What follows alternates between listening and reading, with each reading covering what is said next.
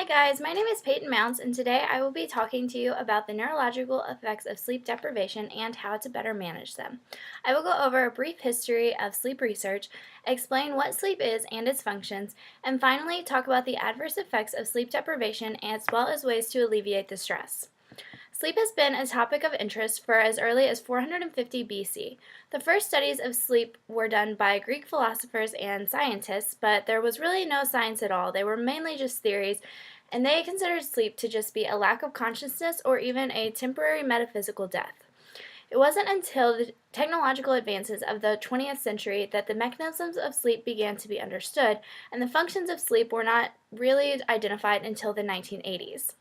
With all the research that has been conducted over sleep, the logical question is, what have scientists accepted as the mechanisms and functions of sleep? It is widely accepted that sleep is typically a daily period of relaxation and restoration, and it accounts for approximately one-third of the average human's life. A normal sleep pattern consummates a 6 to 8 hour period, and it moves through stages. The first four stages are non-rapid eye movement or non-REM sleep.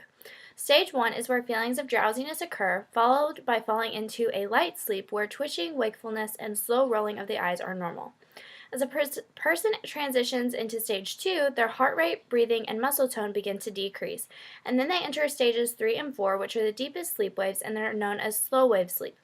It is difficult to wake someone from slow wave sleep and is important for cognitive maturation, physical restoration, and immune function.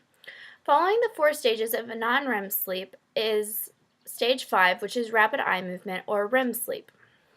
During REM sleep, the observed brainwaves are similar to one of a wakeful state, and dreaming will sometimes occur. A typical sleeper will complete 3 to 6 cycles each night, each one lasting 60 to 90 minutes.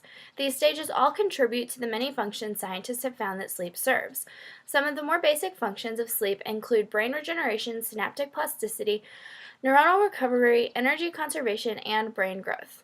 As sleep serves so many essential functions, it is expected that lack thereof will result in numerous negative effects. But in a world with too few hours and too many boxes on our to-do list, sleep is often the first thing that's sacrificed. But what exactly is the cost?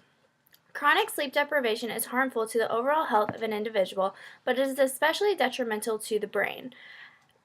Sleep removes free radicals from the brain and is involved in cognitive maturation and learning.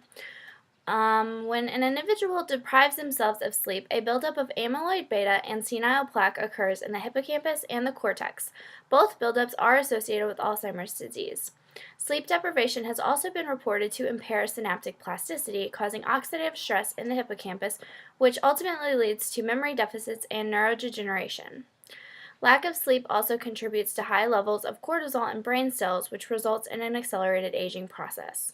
But the problems in our heads due to deprivation aren't all physiological. Studies have also shown that decreases in sleep have been linked to a decrease in emotional intelligence and interpersonal relationships, involving lower levels of empathy, positive thinking, and assertiveness. Deprivation is also a contributor to lower levels of productivity due to difficulty with fine motor skills and focus. Sleep deprivation has adverse effects on other parts of the body as well, but the effects to the brain are serious and irreversible and should encourage us to manage our time throughout the day to get a regular sleeping schedule.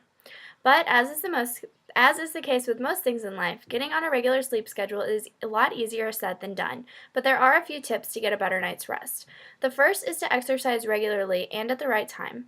Exercise helps burn excess energy, and the best time to partake is about 4 hours before bedtime. Avoiding alcohol can also help, as alcohol has been known to have adverse effects on the quality of sleep and can alter an already regulated schedule. Finally, working on time management and having an organized schedule can help alleviate anxiety that may keep us up at night. If an individual is still having difficulty getting a good night's rest, they may want to schedule a session with a sleep specialist who will test for disorders such as sleep apnea, restless leg syndrome, narcolepsy, or insomnia.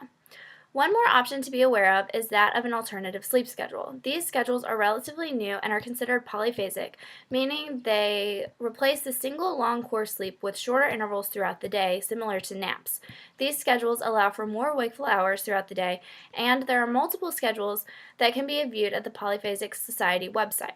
As sleep studies continue to unearth new findings about sleep and its many functions, my hope is that people will take sleep more seriously and begin prioritizing instead of sacrificing it, and that we may continue to live longer, healthier lives and remember more of it.